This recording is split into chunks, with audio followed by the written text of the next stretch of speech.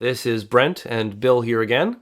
We have just started book two, and I want to talk about one of the most powerful and influential images in the Consolation that was introduced and expanded on in book two, which is Fortune and her wheel.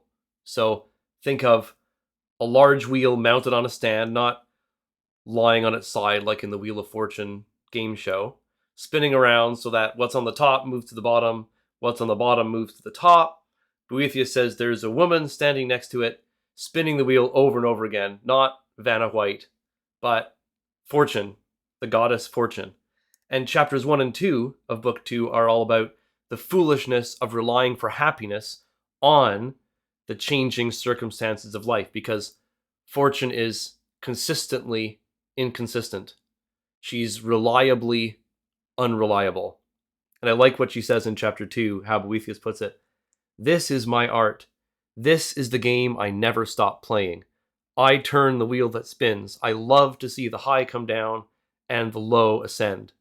So, Bill, what do you think about this image of the goddess of fortune? Yeah, it is how life appears and how life is understood by people that don't have lady philosophy. Uh, so, in other words, Mm-hmm. I don't think it describes reality as much as it describes how it's perceived. Now, Mm. lady philosophy is bringing that character in Yeah. to for teaching purposes and all of that. But I think it's just a way of looking at life from below, just looking at life Mm.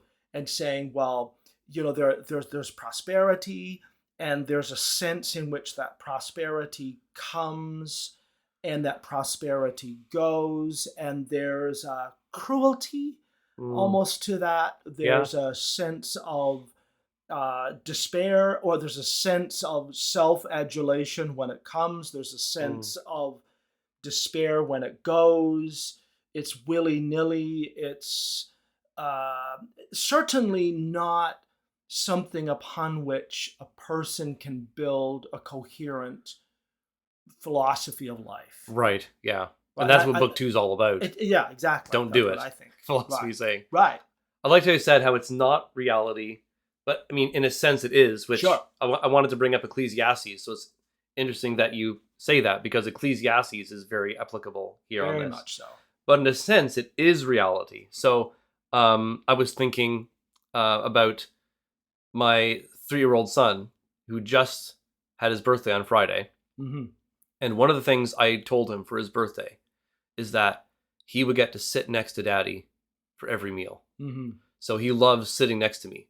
His 5-year-old sister and he take turns sitting next to me. Mm-hmm. And is it my turn? It's my turn. No, it's your sister's turn. So it's your birthday. So you get to sit to me each time, next to me each time.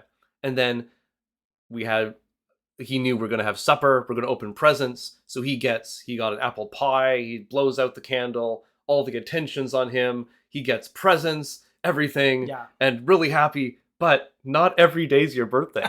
Saturday's coming. Yeah, like this is not the reality of life. Like That's right. we can think, maybe we're more experienced and intelligent than a 3-year-old, Mm-hmm. but I mean, just like I want every day to be my birthday. Yeah. Everything good should happen to me. Yeah. Nothing bad should happen to me. I want all the presents, and we have to help teach kids to get used to this, Yeah.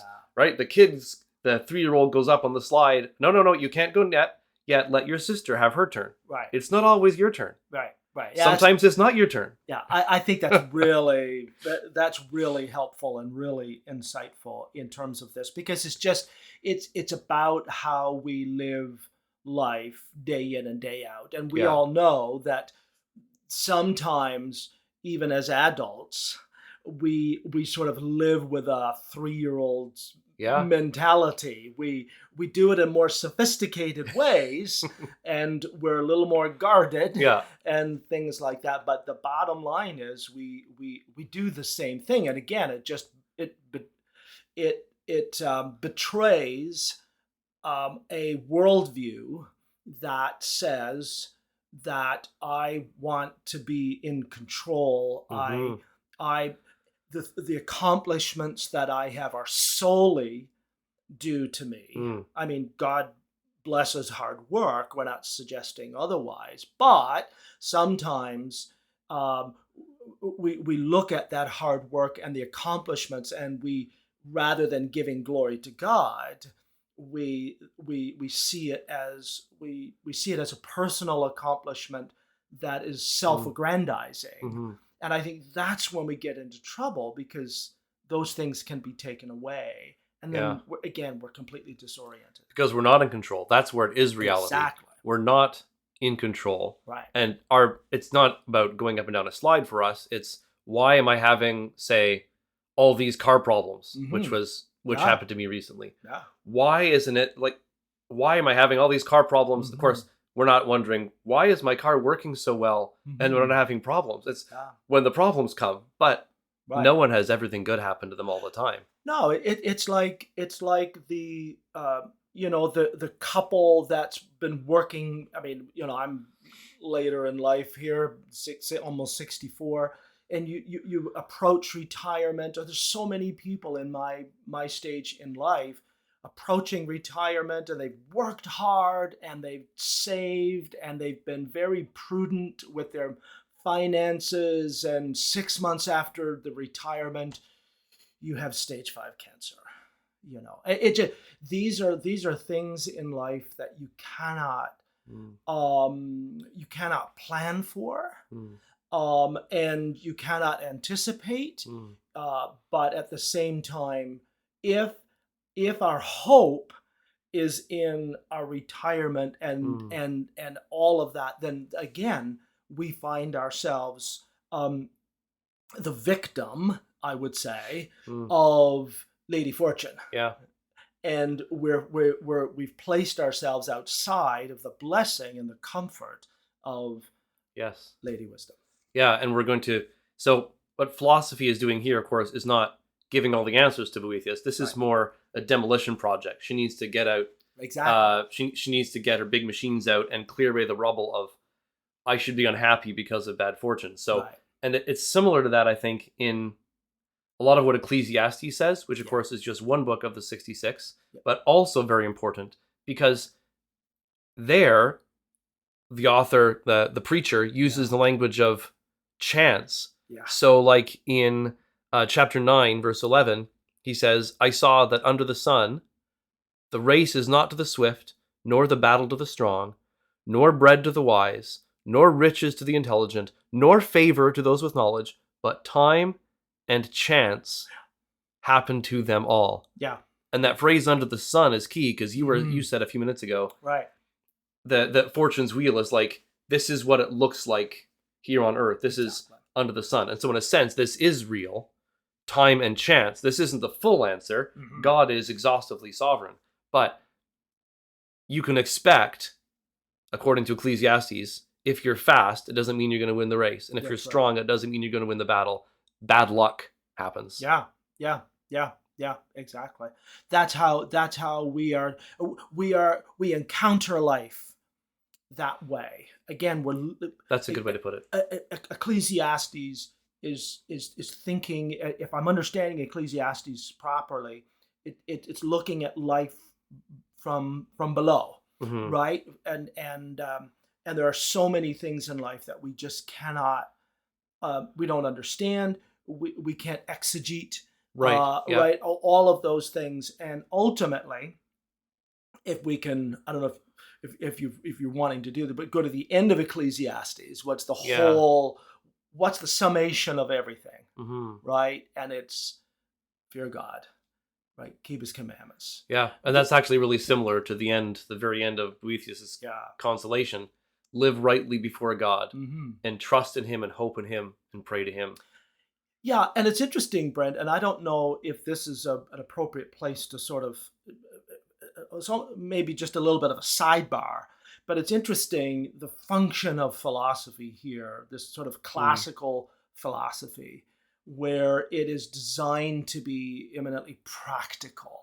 It's so different than later philosophy and forms of philosophies, where it's just about thought, it's about knowledge, it's about whether it's Right. practical or helpful or beneficial is kind of not the point. Mm. And this is neat to be able to dive into a kind of philosophy that's eminently practical. Yes, that's Yeah. right. Anyway. Yeah, no, that's right. And I think Boethius is in the line. He's following the example of a philosopher like Plato, Yeah. who I think it was, who at one point said to someone, how long are you going to just study stuff, and when are you actually going to start living virtuously? Yeah. So Yeah. this is not about, let's discuss all this stuff that has no practical result. It's, Exactly. Boethius, you're downcast, you shouldn't be. Here is how you can actually find happiness in your difficult times. That's true philosophy. Yeah, Seneca is very, very, very Mm-hmm. similar Mm-hmm. in that just very, very practical how to live. It's deep, it's rich, Mm-hmm. philosophically, in terms of you know, epistemology and all of those sorts of things. But Mm-hmm. it's never just that. And I think this is a really neat example. It's almost like a high water mark. And again, I'm no Yeah. philosopher, but it feels like a bit of a high water mark from this Yeah. Yeah. classical You can see philosophy. Boethius as standing like with one foot in the ancient classical world and another foot in the medieval world, which of course Right. he didn't experience, but Hmm.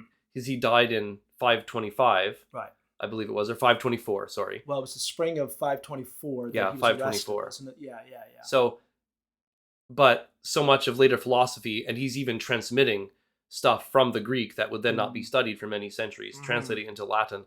Hmm. So he's straddling both of these worlds. He's Hmm. taking some of the best of Yeah. these ancient philosophers and sifting it through the lens of Christianity, which we'll see even in book 3, where he's not just following Stoicism. He's taking the best of it and showing how Christianity actually completes what Stoicism could not Right. complete. Yeah, yeah. No, I think that's super helpful. He's really preserving a lot of the classic philosophical thinking, and I'm glad. Yes. It's been very And you can see that beneficial. even in like philosophy says, I forget what book it is. She says, well, as Aristotle actually answered this question, Hmm. but she says, and he almost got the answer. Yeah, yeah, I'm, yeah, I'm, yeah, I'm paraphrasing. yeah, yeah. So yeah, that's fascinating. This is a good Yeah, it way to really sort is. of experience some of the best of this ancient philosophy Yeah, through the yeah. I consolation. agree. So you said a few minutes ago, Ecclesiastes, a lot of it is showing what life is under the sun. But of course, there's a few times where Solomon takes us Yeah, above the clouds and gives us hope and joy. And um, even when he's showing us what's under the sun, he's helping us hope in God. So in Ecclesiastes 7:14, he says, in the day of prosperity, be joyful, and in the day of adversity, consider. Here's what to consider: God has made the one as well as the other, so that man may not find out anything that will be after him. hmm So when you're going through struggles, the preacher says, know that God makes the day of adversity and he makes the day of joy, and you cannot tell which is coming, when, and why. yeah. Like you can't, like you said earlier, you can't exegete that. Right. There's going to be good stuff and bad stuff, and you can't tell why it's happening to you. Solomon, the wisest man who ever lived, could not figure this out. So basically, trying to find happiness in that Yeah, yeah. is a fool's game. Yeah, it really is. It's very dangerous. It's not just unwise, because that can sound like a tepid response to Right. something like that, right? Well, it would just be no. This is dangerous. It's actually toxic, Mm-hmm. and to many Christians because again, we all know what happens um, when we encounter events in our lives that are, again, I've been using the word disorienting. I'm thinking in the context of Psalms there, but really disorienting. And the first thing we do, uh, or that many do, is begin to reconsider or reevaluate the love of God or Yeah. the wisdom of Yeah. God or the knowledge of God Yeah. or those sorts of things. And I think the beauty of what Lady Philosophy is doing here for us is functioning as an anchor, as an unmovable, Mm. Mm-hmm. something that is not altered, is not impacted, is not degraded in any way by shifting Mm. sand, Mm. by really difficult circumstances. Mm. And I think that's the huge message that I think Christians need to hear today.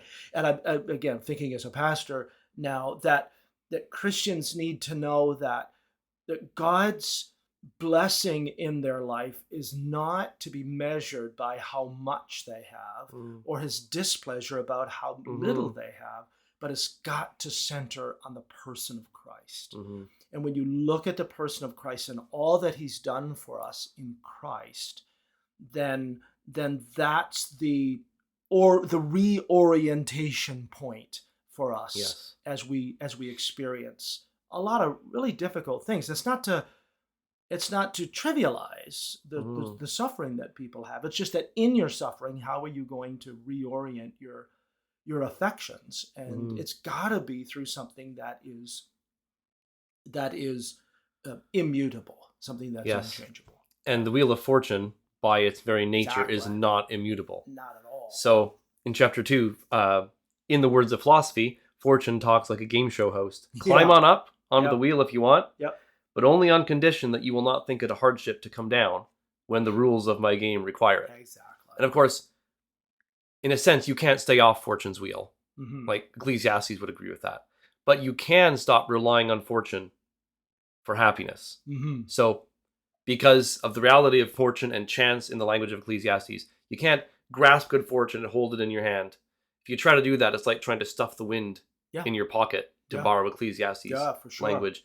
And we need to learn this lesson to be reminded, have this debris cleared away. Don't look for happiness and good fortune in order to gain contentment and true happiness. Yeah, and I like what Boethius says here. Wealth of Lady Fortune, wealth, honor, and all such things are placed under my control. So if you think of it, then what is it that Boethius lost? His wealth. He lost his honor.